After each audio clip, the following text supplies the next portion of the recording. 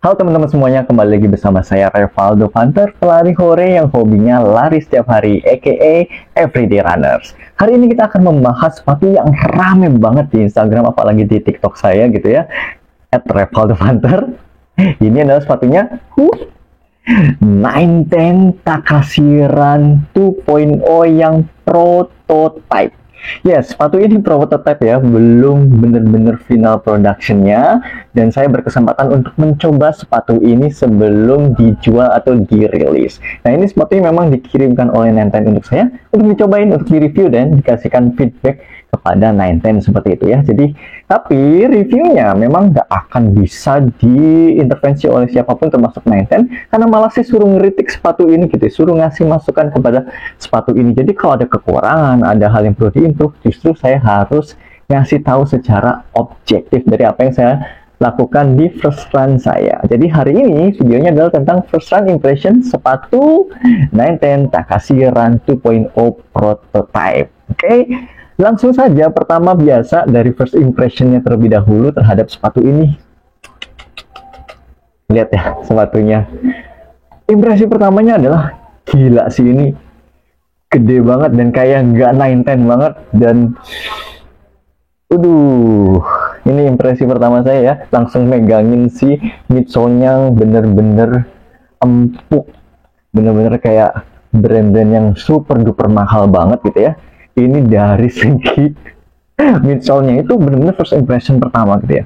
Nah, terkait dengan beratnya sendiri di ukuran 43 ya, ukuran saya cukup besar 43, ini di 260, yang artinya untuk sepatu yang sebesar ini ringan banget menurut saya, cukup ringan gitu ya. Kalau ringan banget enggak lah, kalau di 200-an atau 200 kurang tuh ringan banget, tapi ini 260 untuk ukuran 43 ini ringan dan ini enak banget gitu ya untuk dari sisi beratnya. Nah, buat teman-teman yang concern terhadap berat banget gitu ya, artinya kalau saya 43, beratnya 260 graman, berarti kalau teman-teman yang ukuran sepatu ini di bawah 43, 42, 41 atau bahkan 39, itu artinya per nomor ke bawah itu biasanya dikurangi 10 gram aja lah, kurang lebih seperti itu. Jadi jangan terlalu fokus ke gramnya, tapi gimana feel-nya sepatu ini.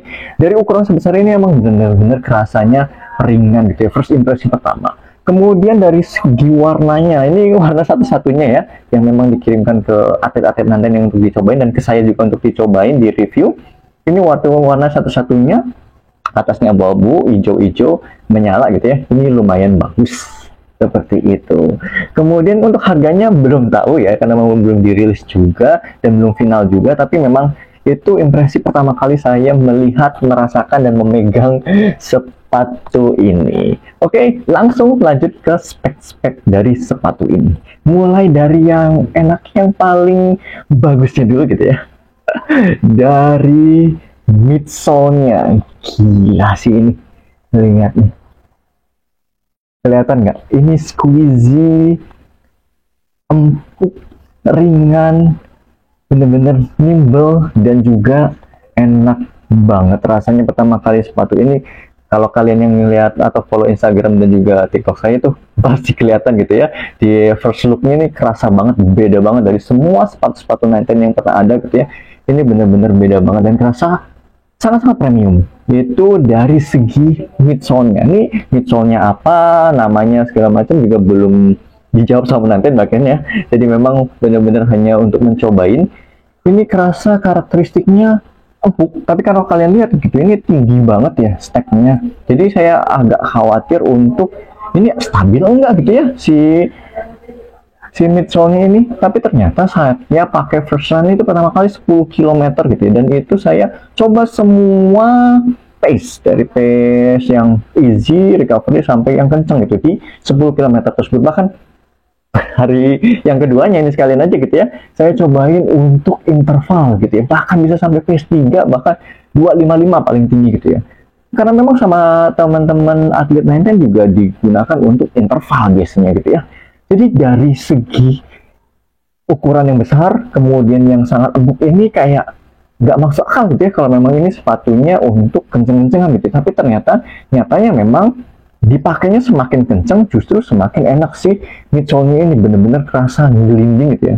Nah, kalau kalian dilihat geometrinya juga ini agak menggelinding gitu. Jadi rasanya ini empuk, nimble, dan juga empuknya tapi responsif gitu ya. Nah ini ajaib banget sih.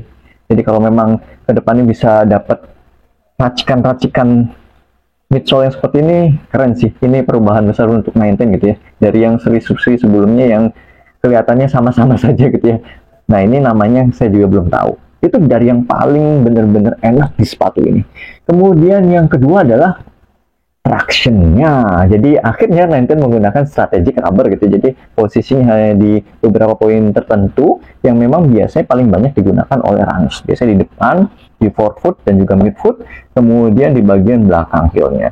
Nah ini rasanya bener-bener nge-grip ya. Ini walaupun tengahnya ini kosong, yang putih ini kosong, yang hitam ini adalah karet atau rubbernya gitu ya. Ini bener-bener kerasa nge-grip, beda sama sepatu-sepatu 19 yang sebelumnya. Ini kayaknya rubbernya ini beda, kayak lebih berdecit gitu kalau misalnya di lantai, kayak lengket aja. Nah ini enak banget untuk di aspal gitu ya. Jadi memang mungkin tujuannya sepatu high performance gitu ya, kata 19 sepatu ini Takasiran 2.0 ini, jadi memang kerasa enak banget. Dan ini tidak kerasa licin sama sekali gitu ya untuk tractionnya. Untuk durability-nya mungkin juga cukup panjang gitu ya, terutama di bagian yang rubber ini agak tebal dan juga lumayan solid gitu ya. Cuman memang paling di expose misolnya ini yang memang akan tergerus gitu. Tapi nggak masalah selama ada rubber di strategi yang tempat yang tepat gitu ya, itu nggak akan masalah sama sekali. Itu poin kedua gitu ya. Nah memang dari sepatu ini ada beberapa hal yang harus diimprove. Yang pertama adalah dari sisi uppernya dulu nih. Uppernya ini saya tidak ada data-data namanya apa gitu ya untuk uppernya, tapi yang pasti uppernya ini adalah seperti mesh tapi kayak berlayer gitu dan ada bolong-bolongnya gini-gini. Nah beberapa teman melihat ketika saya mengupload sepatu ini gitu ya, melihat seperti Takasiran yang seri yang sebelumnya gitu, mirip-mirip gitu ya.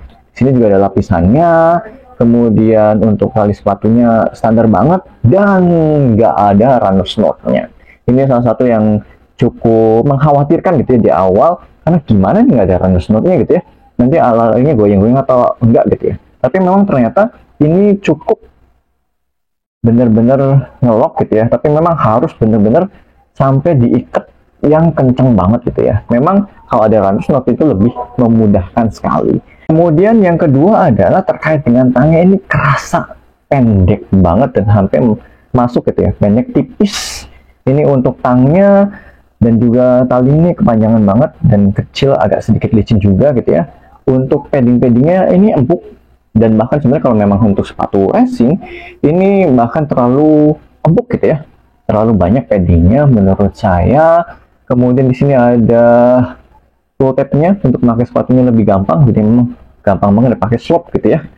Dan terakhir adalah feel dari uppernya ini memang kerasanya agak sedikit panas gitu ya.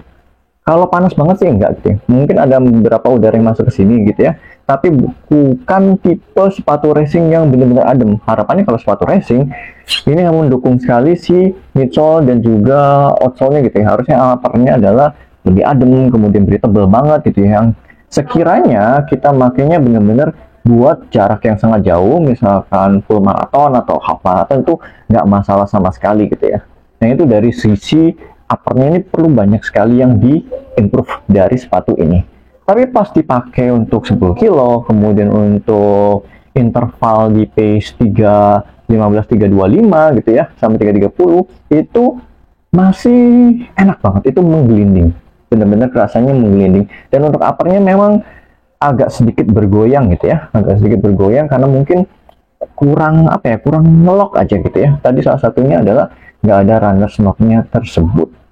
Nah untuk insole-nya ini masih pakai yang Hexacush Takasiran, ini kayak masih sama seperti seri yang sebelumnya. Harapannya sih bisa dipakai insole yang baru gitu ya, karena 19 itu punya insole yang baru di sepatu-sepatu barunya gitu ya. Karena memang kelemahannya Hexacush ini kalau udah 30-50 km gitu ya udah mulai kompres, jadi makin lama makin kita kerasa titik-titik yang ada di dalam si insole-nya tersebut. Nah overall sepatu ini memang sangat mengejutkan gitu ya. Kalau memang benar-benar bisa diperbaiki, walaupun misalkan finalnya nggak terlalu beda jauh dengan ini sudah the best banget. Kalau memang price benar-benar harganya sesuai gitu ya, ini emang kerasa nyaman banget. Sebagian nyebut ih mirip Hoka gitu, sebagian mirip kayak Nimbusnya Asics. Ya sepintas ini kayak brand luar gitu ya. Kalau misalnya kalian nggak ada logo 19, ini kerasa brand well, feel-nya juga kerasa kayak brand-brand yang harganya 2 juta atau bahkan 3 juta gitu ya, atau 1 jutaan. Ya artinya ini secara quality, secara look memang lumayan beda banget dari semua sepatu Nanten yang sebelumnya. Dan itu sebenarnya improvement yang sudah sangat luar biasa. Harapannya sepatu ini memang bisa diimprove gitu ya, bisa dikembangkan lebih baik lagi.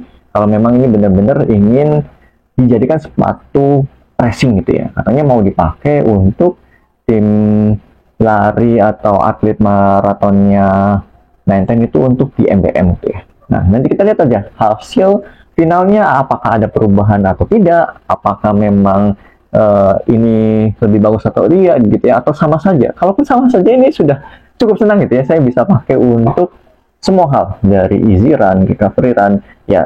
Memang justru ini sepatunya kalau kita pakai untuk yang pelan itu agak limbung gitu ya, malah kayak saya ngerasanya gitu, justru semakin dilariin semakin kenceng, semakin enak sepatu ini menurut saya gitu ya. Di belok-belokan masih agak stabil, tapi memang tadi bagian atas ini agak sedikit bergoyang gitu ya, bagian uppernya ini kurang fitnya, kurang ngelok gitu ya, seperti itu. Tapi kalau untuk urusan midsole ke bawahnya ini the best sih, keren banget kalau memang beneran bisa seperti ini nantinya untuk final productionnya atau production finalnya seperti itu.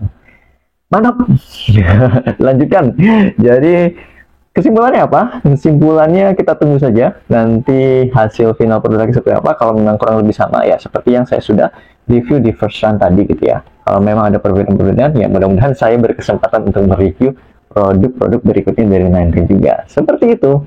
Jadi siapa yang tertarik dengan sepatu ini? Boleh komentar di bawah. Oke, semoga bermanfaat.